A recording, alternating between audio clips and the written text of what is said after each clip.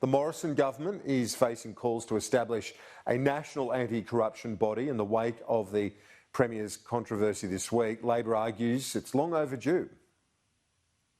The private Premier in the stand.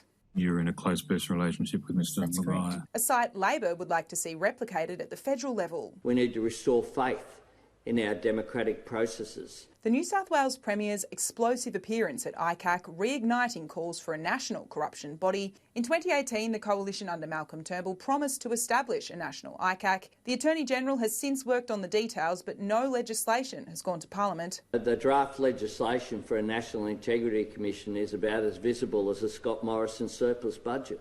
Cabinet Minister Simon Birmingham blaming the pandemic in part for the delay. Our focus is squarely on the economic recovery plan from COVID. But one backbench MP has broken ranks. We don't support a National Integrity Commission. I don't want unelected bureaucrats to have the right to tap my telephone in the same way they've tapped Gladys Berejiklian's private telephone conversations. At least Gerard Rennick has belled the cat. Senator Rennick forced to clean up his comments, saying he doesn't support a model that repeats the notable failures of the New South Wales ICAC, which has claimed several scalps over the last decade. A sentiment shared by Trade Minister Simon Birmingham, who warns it can't turn into a show trial.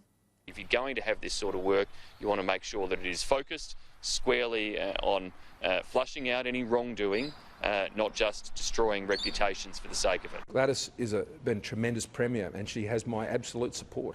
The Prime Minister had hoped the focus of his Queensland tour would be on the budget and not Ms Berejiklian, so keen to use the opportunity to attack Labor on tax, as Anthony Albanese gives his strongest indication yet that the party may repeal Stage 3 of the income tax cuts. It's very hard to argue in the current circumstance for high-end tax cuts. That's my view. Not in effect until 2024, Stage 3 flattens the tax rate to 30% for 94% of all taxpayers. I'm not surprised that Anthony Albanese wants to take away people's tax cuts. This is just a reheat of Bill Shorten with what Anthony Albanese is saying. They had that argument at the last election and the Australian people made their decision on it. The times may have changed, but the policy debate direction remains largely the same. Trudy McIntosh, Sky News, Canberra.